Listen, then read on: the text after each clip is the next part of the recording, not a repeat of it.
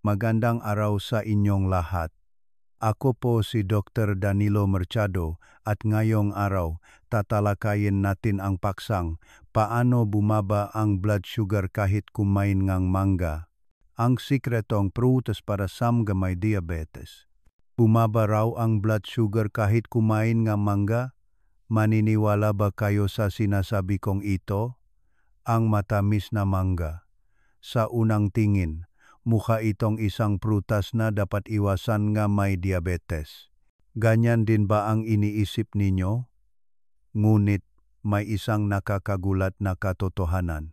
Isang research team mula sa Illinois Institute of Technology sa Amerika ang nagsagawa ng 12-linggong pag-aral sa 120 taong may prediabetes. Ang resulta ay lubos na taliwas sa inaasahan. Ang grupo na kumain ng mangga ay nagpakita ang 23% pagbaba sa insulin resistance at bumuti pa ang paggana ng kanilang lapay, pankreas. Ngunit mayroon itong sikreto. Gusto niyo bang malaman kung ano ito? Pero bago iyan, mayroon pa akong mas nakakagulat na kwento. Si Ginong Jose Reyes, 54 taong gulang, isa sa mga pasyenteng nakausap ko, ay tuluyang tumigil sa pagkain ng prutas sa loob ng 2 taon matapos siyang madiagnose na may diabetes. Sinabi kasi ng doktor niya na ang prutas ay puro asukal kaya dapat itong iwasan. Ngunit ano ang nangyari matapos niyang itigil ang pagkain ng prutas? Lalo lang naging hindi stable ang kanyang blood sugar at palagi siyang nakakaramdam ng matinding pagod at constipation. Pati ang maliliit na sugat ay hirap magilom. Bakit kaya nangyari ang ganito? Sa video na ito, ibabahagi ko sa inyo ang isang bagong pananaw. Mula sa pakilala kung anong mga prutas ang dapat kainin at iwasan ng mga diabetic, kung paano talaga binabago ng mangga ang blood sugar, at kung bakit napakahalaga ng prutas para sa mga may diabetes. Kapag napanood niyo ito hanggang dulo, mamumulat ang inyong mamata at masasabi ninyong, kung ganito pala ang paraan ng pagkain, maaring maging gamot ang prutas kahit may diabetes. Ako po si Dr. Danilo Mercado, isang endocrinologist, at kasalukuyan akong nagsasagawang pananaliksik tungkol sa metabolic diseases na may kinalaman sa pag-iwas sa diabetes sa National Institute of Health. Sige, simulan na nating alamin ang sikretong mangga.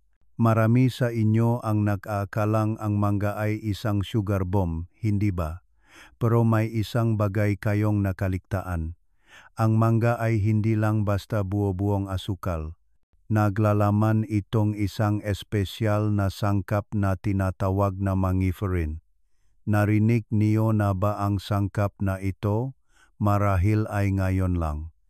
Ang mangiferin ang siyang susi sa pagpapababa ng blood sugar. Pinapabagal ngang mangiferin ang bilis ngang pag-absorb ngang glucose sa daluyan ngang dugo at pinapataas nito ang pagiging epektibo ngang insulin. Pero dito, maaring may isa pa kayong tanong. Ibig sabihin ba, mas maganda kung mas maraming mangga ang kakainin? Hindi po. Hinding-hindi. Nang malaman ni Ginong Jose ang katotohanang ito, sinubukan niyang kumain ng 2 mangga araw-araw. Pero ang nangyari, tumaas pa ang kanyang blood sugar sa 200. Kaya siguro iniisip ninyo, paano ba talaga ito dapat kainin? Dito napapasok ang pangalawang sikreto. Para makuha ang tunay na epekto ng mangga, kailangan ang tamang dami, tamang oras, at tamang kombinasyon. Sa pag-aaral sa Amerika, ang taong nakakitang magandang epekto ay kumain lamang ng 100 gramo ng mangga bawat araw o katumbas ng kalahating piraso. At ginawa nila ito sa isang partikular na oras. Kailan ang oras na iyon? Sasabihin ko sa inyo mamaya. Pero teka, may isa pang mas kamanghamanghang katotohanan. Naalala niyo ba na lalong sumama ang pakiramdam ni Ginong Jose nang itigil niya ang pagkain ng prutas? Bakit kaya nangyari iyon?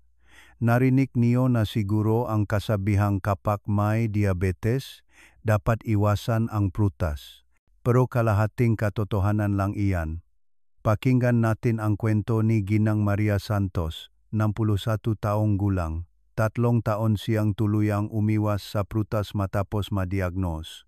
Isa siyang model patient na 100% sumusunod sa payong doktor, pero may kakaibang nangyari. Hindi pa rin stable ang kanyang blood sugar, madalas siyang makasipon at hindi agad gumagaling ang kanyang masugat. Nagkaroon pa siyang constipation. Ano kaya ang dahilan? Dito na natin malalaman ang pangatlong sikreto. Ang prutas ay hindi lang basta asukal. Ito ay isang natural na multivitamins. Mayroon itong vitamin C, potassium, magnesium, at dietary fiber.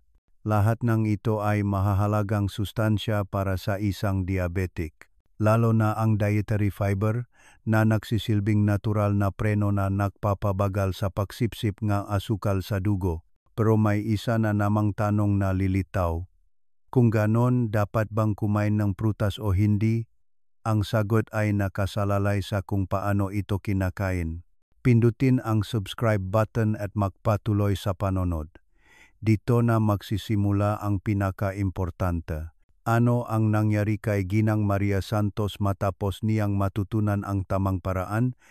Pagkalipas ng 6 na buwan, bumaba ang kanyang HbA1c, hemoglobin A1c mula 7.8% sa 6.9%. Hindi na siya madalas makasipon at tuluyang bumuti ang kanyang pakiramdam. Gusto niyo bang malaman ang paraan na iyon? Oras na para ibunyag ang tunay na sikreto. Kung kakainin mo ang prutas ng mag-isa, tataas ang iyong blood sugar. Natural lang na isipin iyan, hindi ba? Pero kung isasabay ito sa ilang partikular na pagkain, mag-iba ang resulta. Anong mapagkain ito? Ito ay protina at healthy fats. Bakit? Pinapabagal ng protina at taba ang paglipa ng pagkain mula sa tiyan patungo sa bituka. Dahil dito, dahan-dahan lang ang pag-absorb ng asukal mula sa prutas. Balikan natin ang kwento ni Ginoong Jose. Nang kumain siya ng mangga ng walang kasabay, umabot sa 180 ang kanyang blood sugar. Ngunit nang kainin niya ito kasama ang 5 pirasong almonds, nanatili lang sa 140 ang kanyang blood sugar. May 40 na pagkakaiba. Iyan ang magic combination. Kalahating mangga at 5 pirasong almonds, kalahating mansanas at 1 kutsaritang peanut butter, 10 pirasong blueberries at 2 kutsarang Greek yogurt. Pero hindi pa diyan nagtatapos. Mahalaga ang kombinasyon, pero may mas mahalaga pa. Alam niyo ba kung ano ito? Ito ay kung kailan ito kakainin. Kaugalian niyo rin ba na kumain ng prutas pagkatapos ng pagkain? Iyan ang pinakamasamang timing. Bakit? Dahil mataas na ang iyong blood sugar, dahil sa kinain mong kanin o tinapay, at kapag dinagdagan mo pa ito nga asukal mula sa prutas, sasabaw ang iyong blood sugar. Pakinggan natin ang kwento ni Ginang Elena Garcia, 58 taong gulang.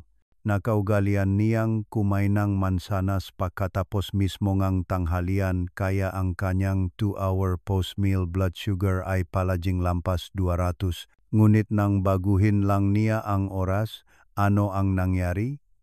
Inilipat niya ang pagkain ng mansanas 1 oras bago kumain at ang kanyang post-meal blood sugar ay naging stable sa 150.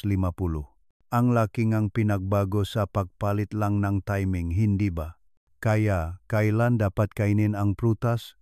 Ang unang golden time ay 30 minuto hanggang 1 oras bago kumain. Kung kakain kang prutas sa oras na ito, makakaramdam kang kabusugan kaya mababawasan ang dami ng iyong kakainin. At ang dietary fiber ng prutas ay magpapabagal sa pag-absorb ng asukal mula sa susunod mong kakainin.